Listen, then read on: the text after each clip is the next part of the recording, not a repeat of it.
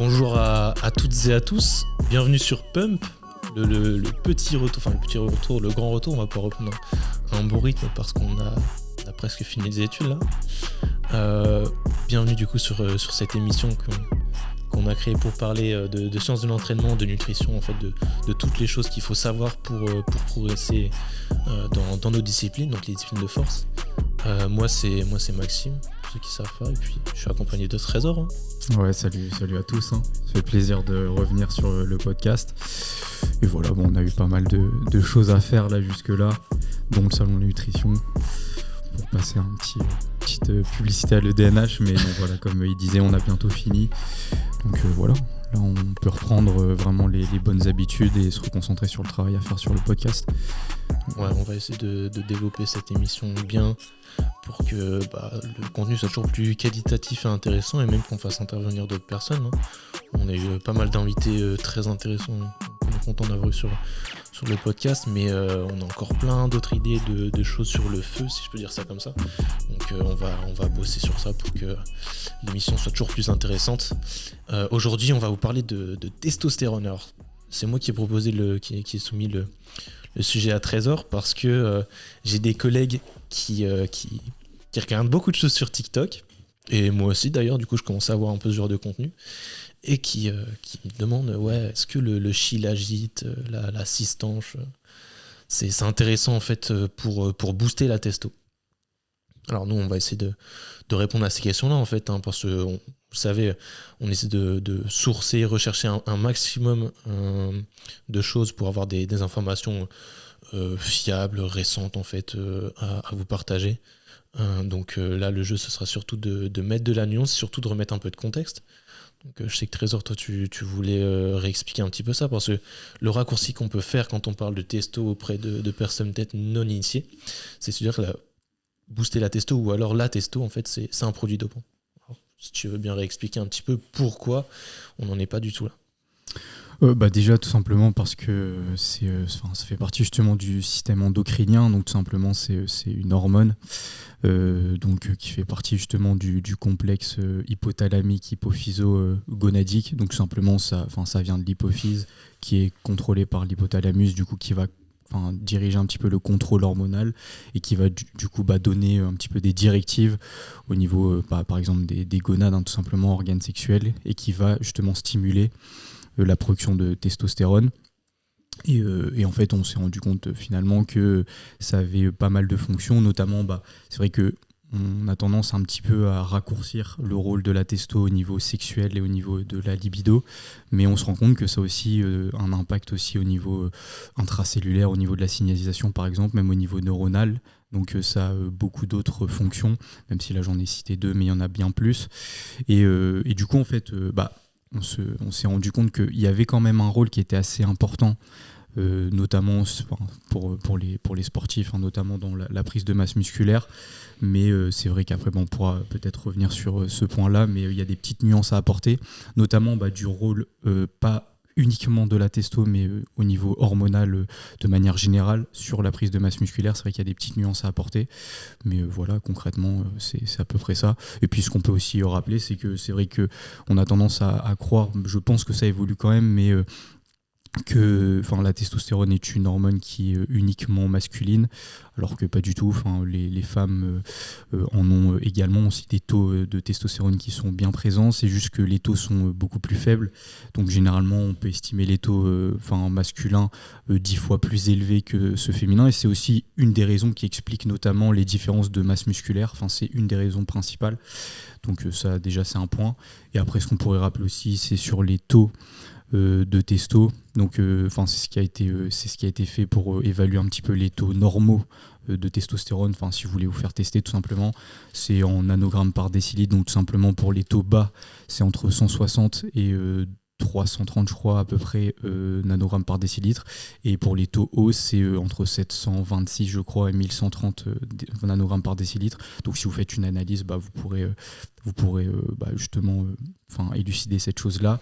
Et aussi, par exemple, vous retrouvez à des taux qui sont aux alentours de 200-300, c'est que vous avez des taux bas. Et on pourra revenir aussi sur ça, mais c'est aussi parfois ce qui explique que notamment l'utilisation de plantes ou même de micronutriments ou même de minéraux qui peuvent parfois justement essayer de retrouver des taux normaux et qui expliquent aussi potentiellement une élévation de la performance. Mais par contre, il y a une petite nuance à avoir, c'est que sur des taux normaux, on ne retrouve pas forcément à chaque fois une augmentation de la performance. Donc on pourra en reparler après, mais voilà, tout simplement c'était une petite nuance. Donc, non, mais c'est important de remettre un petit peu de contexte. Hein. Donc, du coup, vous l'avez compris, nous, si on en parle et si on a envie d'en parler, si autour de nous, on s'intéresse un peu à la question, c'est surtout d'un point de vue développement de la masse musculaire. Parce que, bon, tu l'as dit, hein, c'est une hormone très intéressante, très importante pour la santé en général. D'ailleurs, c'est à cause de cette hormone, en tout cas, que le terme d'andropause a été inventé, entre guillemets. C'est que chez les hommes, on observe une baisse de la testostérone et on imagine que il y a un lien entre cette baisse des niveaux de testostérone au fur et à mesure de l'âge, donc à cause du vieillissement, et les problèmes dus à la perte de masse musculaire, l'invalidité motrice, ce genre de choses. Donc c'est pour ça que la testostérone est au centre de beaucoup de conversations d'un point de vue santé, au-delà simplement de ce qui nous intéresse, nous, sportifs en sport de résistance, c'est-à-dire développement de la force. Donc la testostérone, on en a chez les hommes, on en a chez les femmes, même si elle est connue pour être une hormone qui est responsable du développement des caractères sexuels primaires, secondaires, donc la pilosité, la mue de la voix pour les hommes. En fait, c'est une hormone qui est aussi responsable du coup de la libido, tu l'as dit, développement de la masse musculaire, mais aussi de la masse grasse, un rôle sur la masse grasse, et on y reviendra plus tard.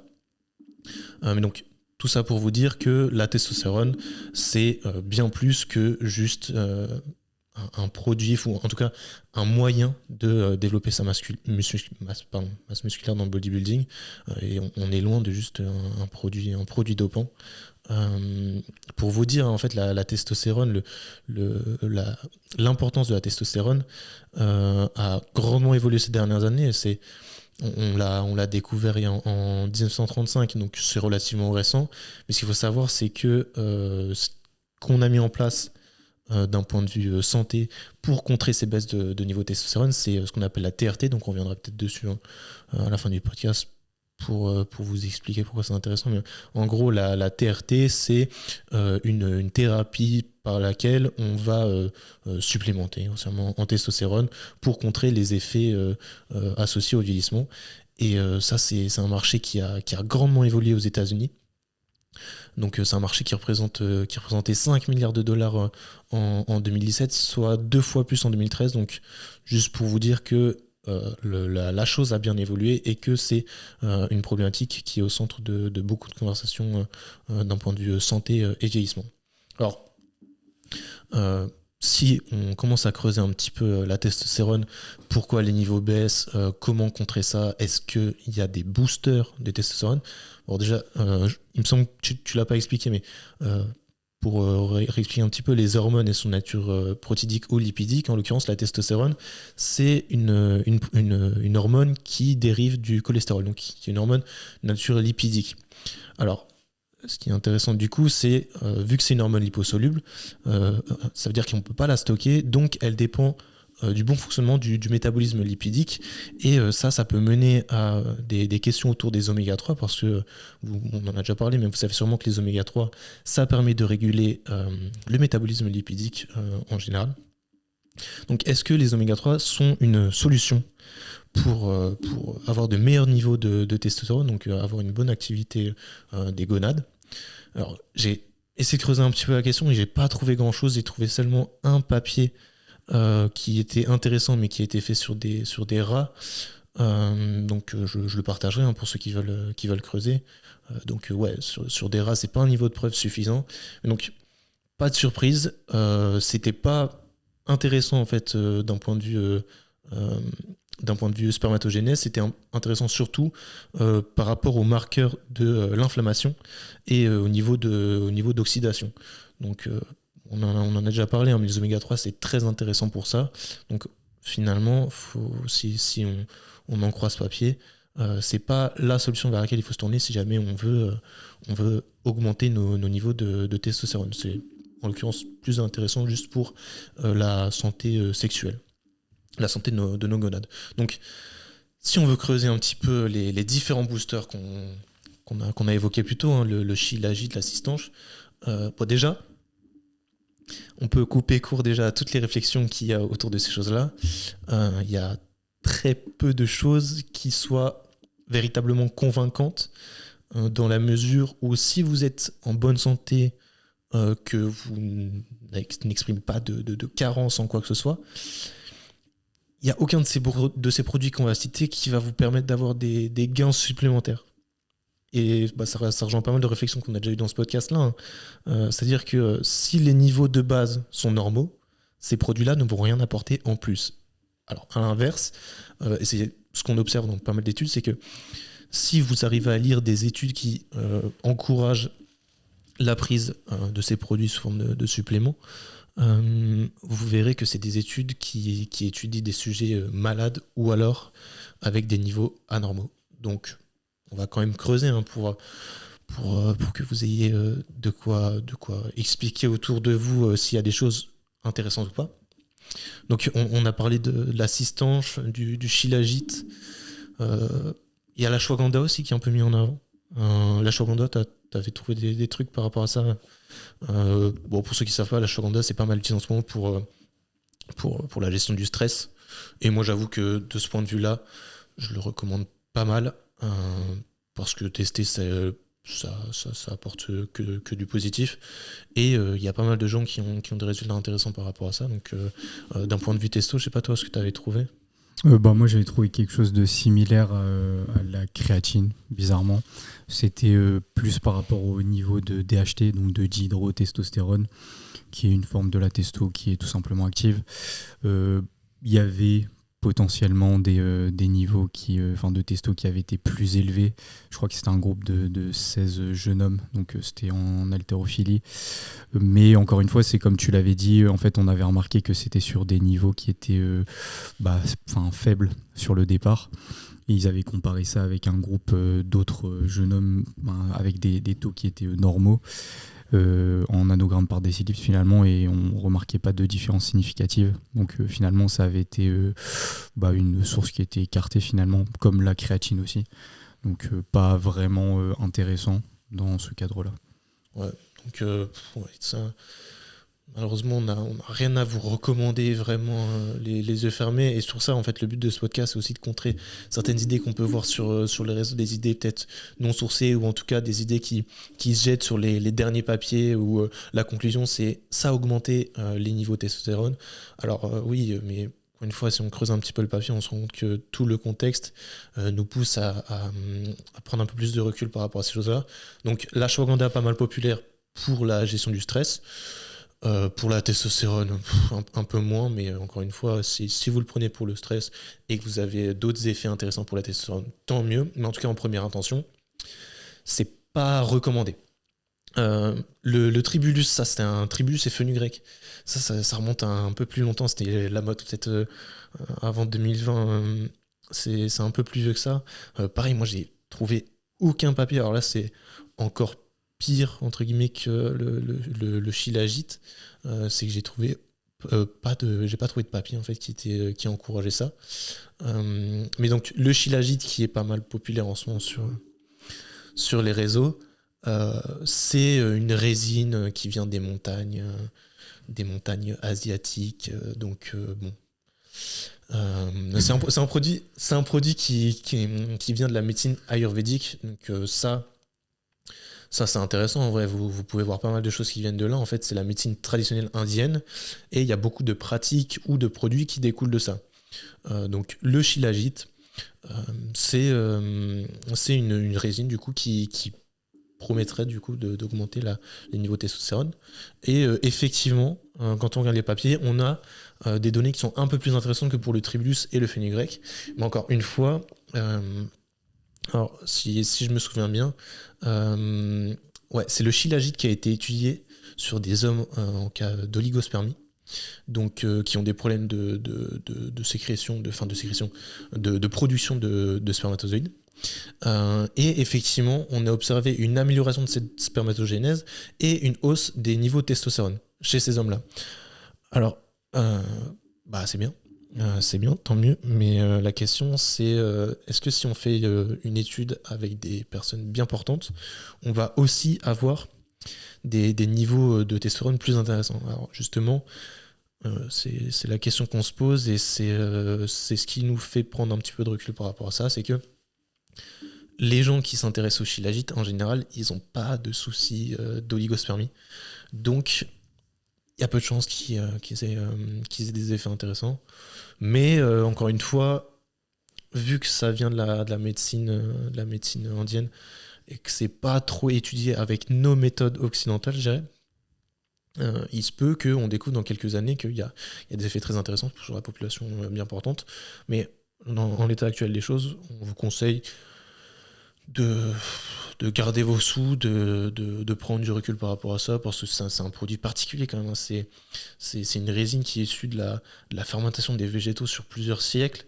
Donc c'est particulier quand même de consommer ce genre de produit. Et le problème, c'est que les produits comme ça, leur production et leur distribution n'est pas souvent très bien encadrée. Donc quand on s'en procure sur Internet,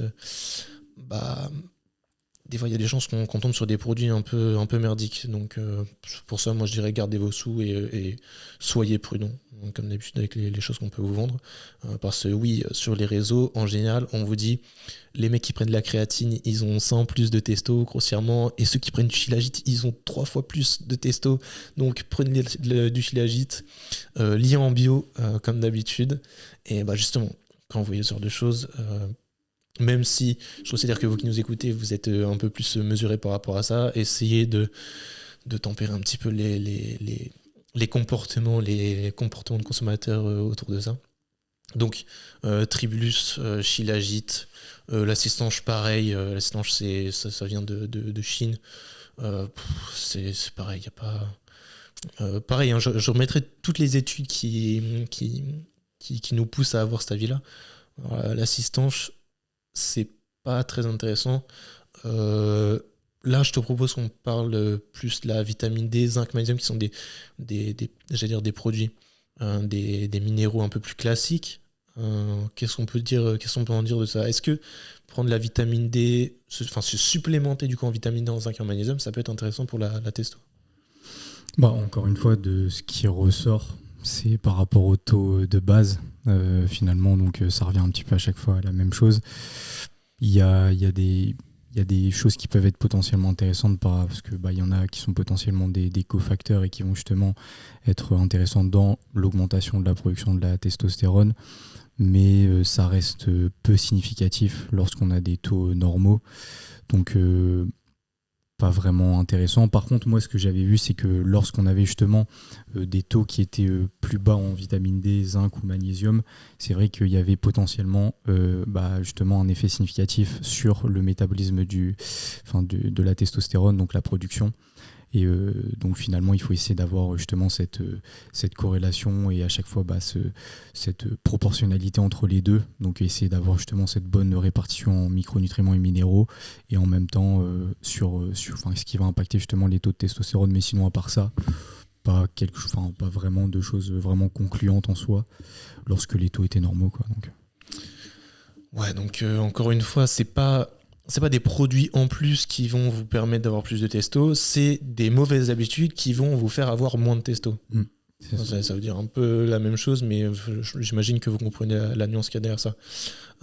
Du coup, on peut parler de ces habitudes-là, et je garde mon petit produit préféré pour la fin de l'épisode, parce qu'il y a quelque chose qui est très intéressant pour la testo, et là, pour le coup, ça dépasse un peu ce côté de juste retrouver des niveaux normaux. Donc, moi, j'ai relevé 4 choses qui influencent les niveaux de testostérone. Toi, qu'est-ce qui te vient en tête par rapport à ça? Généralement, ce qui revenait, c'était, comme on en avait parlé juste avant, c'était justement l'activité physique, donc l'exercice en résistance. Donc ça justement, ça crée justement un effet au niveau intracellulaire qui va être plus important, même au niveau des récepteurs androgènes, donc une activité hormonale qui va être plus importante post-exercice, même si on pourra revenir sur ça aussi parce qu'il y a une petite nuance à apporter. Donc il y avait le sommeil, bien évidemment. Après aussi finalement l'alimentation, donc tout le pattern alimentaire global et quotidien. Et après, ça c'est ce que tu avais dit, donc la gestion du poids, que j'avais vu quelques données par rapport à ça, mais j'avais pas vu le papier que tu vas mentionner là juste après. Donc voilà. Ouais, c'est ça, on est d'accord sur ça. Encore une fois, ça rejoint l'idée qu'il n'y a pas des habitudes qui peuvent permettre d'avoir des produits ou des modes de consommation qui peuvent avoir plus de testostérone, mais vraiment des habitudes qui peuvent nuire à la bonne sécrétion de cette hormone-là. Donc la triade qui est mise en avant, parce que du coup on met de côté le vieillissement, c'est sommeil, activité physique et niveau de masse grasse, du coup gestion du poids de corps. En fait, ce qui a été mis en avant, c'est que évidemment ces trois choses-là vont de pair, vont ensemble, c'est-à-dire qu'avoir un bon sommeil, ça aide à avoir une meilleure gestion du poids, et parce que ça permet d'avoir plus d'énergie grossièrement à l'exercice, et toute cette synergie-là, en fait, toute cette boucle forme un cercle vertueux. Et ce qu'on a observé, en fait, c'est qu'il y avait des effets sur la perte de poids, des effets sur les niveaux de testostérone. Donc être en surpoids, en fait, c'est délétère à la bonne production de la testostérone, et ça c'est quelque chose qui est beaucoup mis en avant du coup pour encourager à la pratique sportive et à une bonne hygiène de vie, hein. Que ce soit l'alimentation et le sommeil. Et moi c'est cette triade là que je veux que vous reteniez, c'est que si ces trois choses là sont pas bien maîtrisées, ou alors vous vous concentrez pas assez sur ça, après vous amusez à prendre des produits en plus, c'est une goutte d'eau dans l'océan, quoi. C'est vraiment minime les effets que vous pouvez avoir par rapport à ça. Donc ouais, retenez bien, ne pas avoir trop de masse grasse, avoir un poids de corps, un poids de forme cohérent par rapport à l'IMC, hein. L'IMC c'est pas mal critiqué, mais pour évoluer la population générale c'est quand même intéressant. Et si vous avez un IMC plus élevé, enfin au-dessus des normes, et que vous n'êtes pas un bodybuilder de haut niveau, il y a des chances pour que vous ayez des petits soucis à ce propos. Donc gestion du poids, un bon sommeil, c'est con, les recommandations pour les adultes c'est 7 à 9 heures, donc essayez de rester dans cette tranche-là. Et si vous avez des soucis de sommeil, parlez-en à un professionnel de santé qui vous aidera à cerner peut-être les petites habitudes qui peuvent nuire à ça. Que ce soit la gestion du stress, peut-être les habitudes, l'hygiène de vie, tout ça. Et l'activité physique. Alors justement, je voulais te laisser la parole par rapport à ça. Tu parlais d'une petite nuance à mettre post-effort sur l'activité physique et les niveaux testo. Ouais, parce que c'est vrai que, et ça justement c'est issu, on pourra mettre les sources si vous voulez de Brad Schoenfeld, qui a justement qui fait même actuellement un gros travail autour de l'hypertrophie, c'est vraiment son sujet de prédilection. Et c'est vrai qu'on avait déjà on avait remarqué une influence en termes d'association entre plusieurs facteurs de croissance.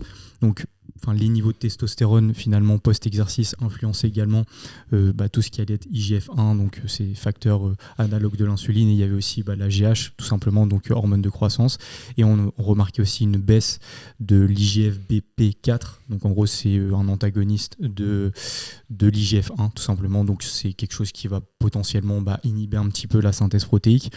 Donc ça c'est des choses qui étaient relativement fondées et qu'on a remarqué qui sont toujours factuelles. La petite nuance, c'est qu'on a essayé justement de comprendre un petit peu l'influence hormonale sur la prise de masse musculaire au niveau ponctuel ou au niveau chronique. Donc en fait, il y a différentes réponses. Donc au niveau ponctuel, c'est surtout post-exercice. Donc est-ce que l'augmentation hormonale post-exercice est entre guillemets prépondérante et importante pour la synthèse protéique, et du coup sur l'augmentation des fibres musculaires, du diamètre de la fibre musculaire, ou est-ce que c'est vraiment un état hormonal qui est augmenté de manière chronique, donc ça veut dire vraiment sur le temps. Donc on a essayé de différencier un petit peu les choses. Et ce qu'on remarque, c'est qu'en fait, il y a beaucoup de contradictions. Il y avait notamment cette étude que je trouvais vraiment très intéressante, qui avait justement évalué un petit peu le potentiel justement effet du système hormonal sur l'augmentation post-exercice. Et en fait, ils avaient pris un groupe tout simplement sur lequel en fait il y avait eu un exercice, je crois que c'était un biceps curl tout simplement, un exercice en résistance de flexion de coude, et ils avaient appelé ce groupe-là réponse hormonale forte, puisque en fait ils avaient rajouté un exercice de membre inférieur, donc je crois que c'était un leg extension, ou c'était en tout cas un exercice au niveau des membres inférieurs, au niveau de la flexion de genou. Et en fait il y avait un deuxième groupe qui était appelé donc finalement réponse hormonale un peu plus faible, puisqu'il y avait juste un exercice en résistance au niveau de la flexion de coude, donc également un biceps curl. Et en fait ce qu'on avait remarqué, c'est que la réponse générale hormonale était plus forte post-exercice sur le premier groupe, mais au bout des 16 semaines, il n'y avait pas eu de différence significative en termes de section transversale, notamment sur les fléchisseurs du coude. Donc en fait, finalement, ça avait un petit peu remis en cause l'état hormonal général sur l'augmentation de la synthèse protéique. Et en fait, on a justement essayé de trouver un petit peu justement l'impact réel de ces choses-là. Et en fait, ce qu'on remarque, c'est pas tant sur les facteurs de signalisation, même si au niveau signalisation intracellulaire, il y a quand même un impact qui est relativement important, donc au niveau de la transcription et de la traduction de nouvelles protéines, mais on remarque l'impact beaucoup plus important au niveau justement des cellules satellites, donc qui sont tout simplement des cellules souches qui sont au niveau justement de la membrane basale, je crois, au niveau de la cellule musculaire. Et en fait, elles ont pour rôle tout simplement de se différencier, proliférer également, et de potentiellement remplacer les cellules qui sont endommagées. Donc en fait, potentiellement, elles vont favoriser et accélérer entre guillemets la récupération. C'est ce qui pourrait potentiellement expliquer aussi que parfois chez des sportifs qui avaient pris de la testostérone, potentiellement ils avaient une augmentation du volume qui était peut-être un peu plus importante, une fréquence de travail aussi, et une tolérance à l'entraînement qui était plus importante. Donc finalement, ce qui pouvait expliquer aussi, comme il y avait un volume plus important, potentiellement une réponse plus importante au niveau musculaire. Donc c'est des choses à élucider, qui sont pas encore totalement fondées et ancrées dans le marbre, mais c'est des pistes de réflexion. Et finalement, on remarque que la réponse ponctuelle en soi n'est pas si importante en soi. Elle a quand même son importance, mais c'est pas quelque chose qui est vraiment prépondérant, parce qu'on avait remarqué que s'il y avait une injection par exemple de testostérone, mais qu'il n'y avait pas forcément d'exercice en résistance, donc il n'y avait pas une tension mécanique qui était perçue au niveau justement de la membrane, et qu'il n'y avait pas justement cette cascade de signalisation derrière, finalement en fait il n'y avait pas d'augmentation du diamètre. Donc en fait finalement c'est toujours cette jonction entre l'augmentation de la testostérone et même l'augmentation hormonale et l'exercice en résistance, qui est forcément logique, mais du coup en fait il n'y a pas forcément une corrélation de plus on augmente les niveaux hormonaux et plus il y aura une réponse hypertrophique qui sera plus importante. Donc ça déjà c'était la petite nuance qu'il fallait apporter. La deuxième, c'était plus par rapport qui a pas forcément à voir, mais quand même un petit peu avec justement le métabolisme énergétique. Mais encore une fois, c'est compliqué parce que, comme tu l'as dit précédemment, c'est compliqué des fois d'extrapoler donc des études qui sont faites sur des rats sur l'humain, donc c'est toujours complexe, mais c'est quand même quelque chose qui était relativement intéressant. Donc ils avaient pris, je sais plus combien, il faudrait revérifier, mais je crois que c'était 9 ou 10 rats peut-être, et en gros ils avaient subi une castration.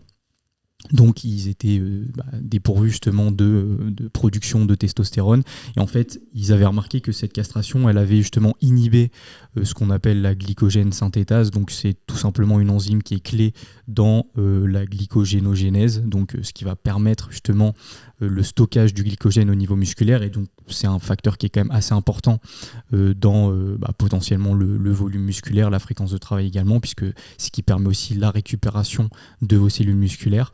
Et en fait on avait remarqué qu'il y avait une augmentation du coup de la phosphorylase, qui est du coup une enzyme qui est clé dans la glycogénolyse, donc la dégradation du glycogène au niveau musculaire. Et donc en fait on avait remarqué que lorsque on amenait une injection de testostérone sur ces rats, en fait on retrouvait en fait une normalité au niveau du métabolisme énergétique tout simplement. Donc il y avait une augmentation finalement de la glycogène synthétase, et donc en fait on avait des taux de glycogène qui étaient améliorés. Mais encore une fois c'est compliqué parce que justement en fait on fait face à des rats qui étaient tout simplement dépourvus de cellules qui pouvaient permettre justement les taux de testostérone qui étaient normaux. Donc finalement, en fait, on avait des taux qui étaient relativement bas. Donc potentiellement, c'est compliqué à extrapoler, mais ça montre quand même aussi le rôle de la testostérone aussi au niveau du métabolisme énergétique.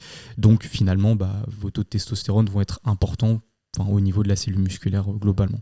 Donc voilà.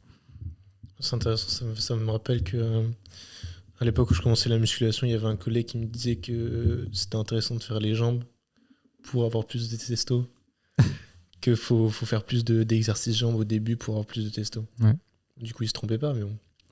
Parce que finalement, c'est vraiment intéressant pour le gain en masse musculaire, non ? Pas vraiment, parce que finalement, quand on compare même un entraînement full body avec un entraînement par exemple en split ou upper et lower par exemple, on remarque pas forcément de différence significative dans l'entraînement en full body. Pourtant, il y aurait potentiellement un état hormonal qui serait augmenté. Donc en fait, c'est complexe. Ça veut dire que l'état hormonal n'est pas forcément tout le temps corrélé à la réponse protéique, finalement à la réponse hypertrophique, mais il y a forcément un lien. Après, est-ce qu'il est causal ? Je pense pas, mais voilà. Donc c'est encore complexe, il faut apporter des nuances et il faut encore continuer les recherches, quoi, tout simplement. Ouais. Donc pour la testo, si on est sur ça, il n'y a pas de produit magique. Même s'il y en a un, moi, qui m'intéresse beaucoup. Shilajit, Cistanche, Fenugrec, Tribulus, tout ce genre de trucs. Il n'y a pas de choses vraiment intéressantes. Ce qui est intéressant, en fait, c'est de voir si vous n'avez pas des habitudes qui sont nocives à la sécrétion de testostérone. Dans ce cas-là, on va voir si vous avez un bon sommeil, si vous avez une activité physique régulière. Et même le niveau de stress en général, c'est pas mis en avant, mais dites-vous que tout ça entre en compte en fait. C'est une forme de.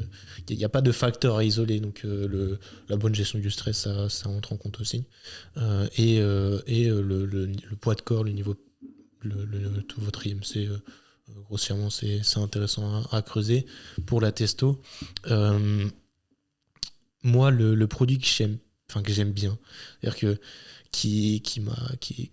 j'ai trouvé vraiment intéressant quand j'ai fait mes recherches par rapport à ça, c'est le Tonkat Ali. Je sais pas si t'en as entendu parler. Pas du tout. Pas du tout. Alors, je sais plus quand est-ce qu'il a mis ça en avant, mais il y a Andrew Huberman qui l'a mis en avant. Ça te parle ? Très critiqué. Ouais, c'est quelqu'un qui... C'est quelqu'un que les gens aiment bien en général quand même. Hein. Il fait foi sur pas mal de sujets, mais bon, c'est vrai qu'il s'étend sur beaucoup de domaines. Donc des fois, ouais, c'est ça. Des fois, il se perd et des fois, il dit des bêtises. Mais enfin, comme tout le monde, hein. De toute façon, on n'est pas là pour critiquer ça. Mais en tout cas, il avait mis en avant le Tonkat Ali. Et c'est vrai que quand moi, j'ai creusé les papiers par rapport à ça, j'ai trouvé ça très intéressant. Donc, pour mettre un peu de contexte, hein, c'est une racine qui pousse en Malaisie et en Indonésie. Et en fait, c'est connu sous le nom de Viagra malaisien, tellement il y a des effets intéressants. Les papiers que j'ai trouvés et que je pourrais vous partager aussi, sont plutôt unanimes par rapport à ça, c'est qu'il y a des vrais gains sur les niveaux de testostérone. Le problème, et c'est pour ça que moi ça m'intéresse, c'est que finalement on n'y a pas accès pour creuser plus et faire plus d'études sur ça, c'est que sa culture a été tellement peu contrôlée que c'est une espèce végétale menacée. Donc son exportation, elle a été finalement interdite en Malaisie. Et même la production de Tonkat Ali était tellement peu réglementée que y avait des soucis de produits finis. C'est-à-dire qu'on avait un produit qui était dangereux pour la santé finalement, tant les niveaux de sûreté et de fiabilité du produit qu'on achetait étaient peu fiables en fait. Donc ça a été interdit à la vente en France et en Europe. Ça date de 2021. J'avais noté que en 2021, du coup, le produit a été interdit à vente. Donc, moi, ce qui m'intéresse, c'est que visiblement, il y a des effets qui sont très intéressants, mais nous, on ne peut pas s'en procurer. Donc, potentiellement, il faudrait avoir des autorisations toutes particulières pour étudier la question et même si je n'encourage pas trop ce genre de pratique. Peut-être essayer de mettre en place une production éco-responsable, si je peux dire ça comme ça, si jamais effectivement il y a de réels bénéfices. Donc ça a été mis en avant. Il y a le sujet qui a été un petit peu retourné parce qu'effectivement, à un moment, il y a eu des dérives, des ventes de produits pas très fiables. Mais donc, le but, ce serait de creuser un peu ça pour voir comment ça agit finalement. Et si, effectivement, il y a moyen de produire ça sans que ça vienne à mettre à mal l'écosystème malaisien ou indonésien. Mais comment est-ce qu'on quantifie du coup l'amélioration qu'elle a exercée du coup? C'était sur quel type de population? Ça a été contrôlé ou c'est juste, on va dire, de l'extrapolation d'expérimentation quoi? Ouais, justement, c'est ça.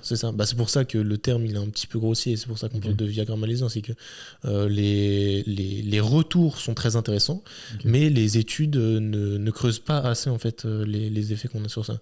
Donc ça, faudrait pouvoir quantifier ça. Je sais pas quel marqueur serait les plus pertinents à utiliser pour cette plante-là, cette racine-là. Mais en tout cas, moi, si je peux me permettre une ouverture sur tous ces boosters de testo, je le ferai sur ça. Parce que en plus, vu que vous pouvez pas vous le procurer, je vais pas après avoir des soucis je vais pas vous inviter à acheter quoi que ce soit, vu que là, en fait, vous pouvez pas l'acheter. Moi, je ne vends rien. Donc, dites-vous seulement que s'il y a un truc à creuser, c'est peut-être ça. Même si bon, on n'est pas à l'abri de bonnes découvertes. En tout cas, parmi tous les trucs qu'on peut trouver en Asie et tout ça, c'est peut-être le plus intéressant. Je sais pas si toi t'avais trouvé des trucs qui sortaient peut-être du lot. Non, pas du tout. Malheureusement, la plupart de ces produits vendent du rêve. À chaque fois, on trouve je sais pas, une nouvelle plante, une nouvelle famille de racines, je sais pas quoi, qui vient de l'autre bout du monde. Et on se dit, ça y est, on a trouvé le produit magique. Malheureusement, non. Et encore une fois, ce qui compte, c'est les habitudes qui nuisent au niveau testostérone. Du coup, la base de la santé, hein, malheureusement, les trucs chiants de la santé qui vous amusent pas trop. Mais bon, on recommande toujours les mêmes choses. En tout cas, nous, sur tous les boosters de testo qu'on a pu creuser, il y a rien qu'on vous recommande. On vous recommande seulement d'avoir un bon sommeil, une alimentation variée et faire des prises de sang régulièrement pour être sûr de prévenir des petits troubles qui pourraient survenir. Voilà pourquoi il faut apporter une petite nuance sur tout ce qui est naturopathie, phytothérapie, même s'il y a des choses intéressantes, je pense, des réflexions. Mais faites quand même attention parfois parce qu'il y a beaucoup d'extrapolation plus que de résultats significatifs. Donc voilà, c'est juste un peu de prévention. Après, j'ai rien contre ces professionnels-là. Je pense qu'il y a des choses vraiment très intéressantes, mais il y a comme partout, hein, même chez les diététiciens, même chez les préparateurs physiques, il y a de la dérive constamment. Donc mettons un petit peu plus de réflexion et de nuance dans les sujets, quoi.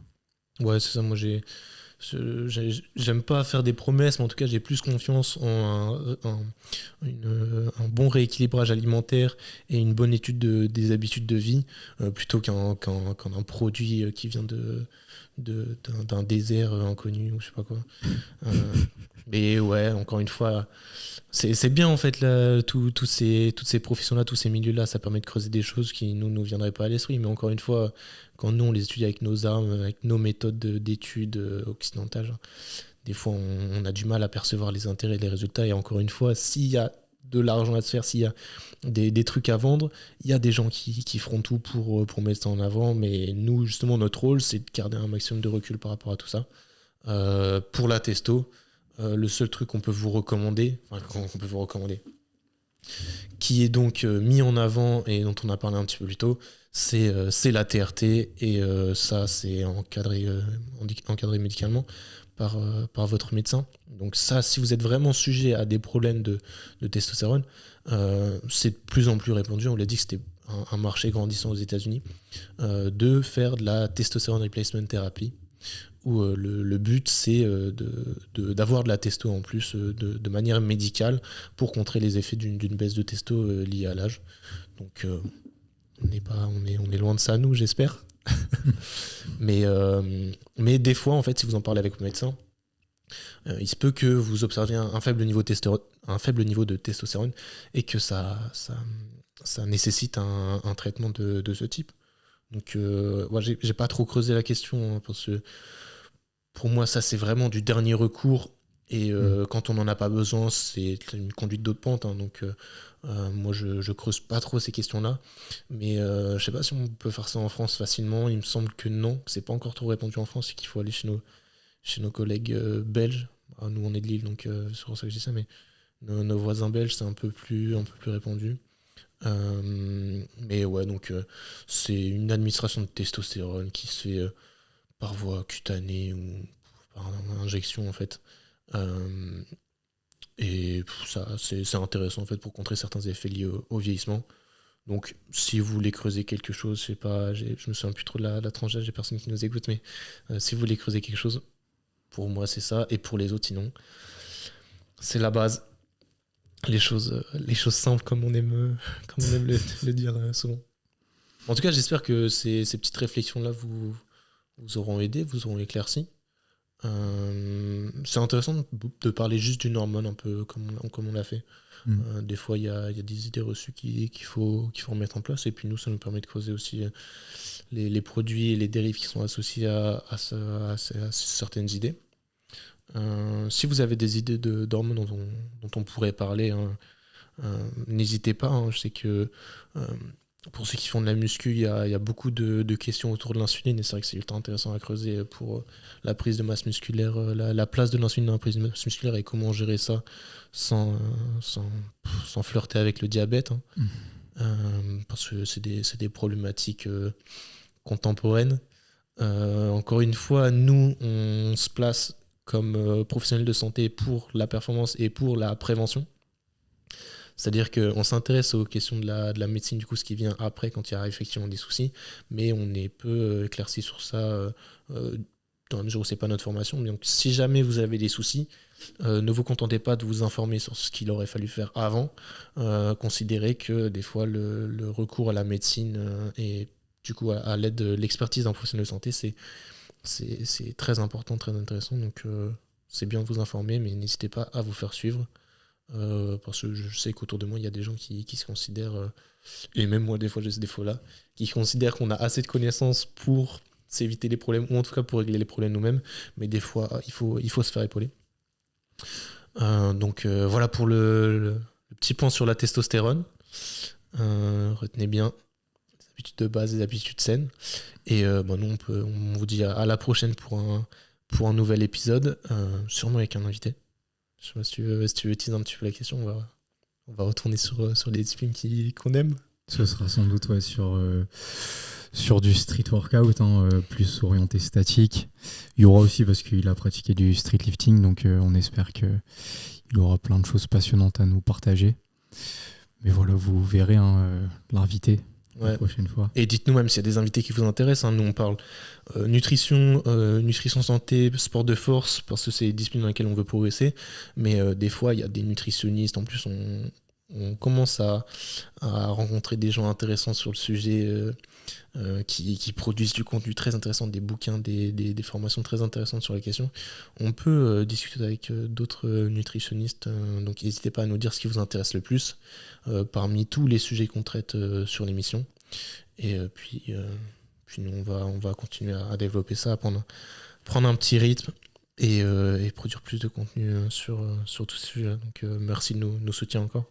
Et puis moi je voulais juste peut-être mentionner, on pourra le mettre aussi dans les sources, mais si vous voulez creuser justement tout ce qui est questionnement autour de l'hypertrophie et de l'importance hormonale sur ces choses-là, le livre de Brad Schoenfeld il est vraiment très intéressant. Donc vous avez vous l'avez sur le format Fortrainer, donc en livre papier tout simplement, et vous l'avez aussi sous format tout simplement en ligne, donc sous format Kindle ou peu importe. C'est Science of Hypertrophy Développement, un truc comme ça. En tout cas, c'est hyper intéressant. Il creuse vraiment énormément de points. Et en même temps, il y a énormément de sources aussi, parce que c'est vraiment un travail qu'il a réalisé sur vraiment plusieurs années. Donc vraiment très intéressant. Il produit beaucoup, donc il ne faut pas non plus se contenter uniquement de Brad Schoenfeld, mais il y a quand même des réflexions hyper intéressantes. Donc, si vous voulez vraiment creuser sur vraiment l'influence du système hormonal sur l'hypertrophie, c'est un livre hyper intéressant. On pourra le mettre. Donc. Excellent. Petite ressource pour creuser. Ouais. On vous laisse sur ça, mesdames et messieurs. Merci de nous avoir suivis et à très bientôt pour un nouvel épisode. Salut.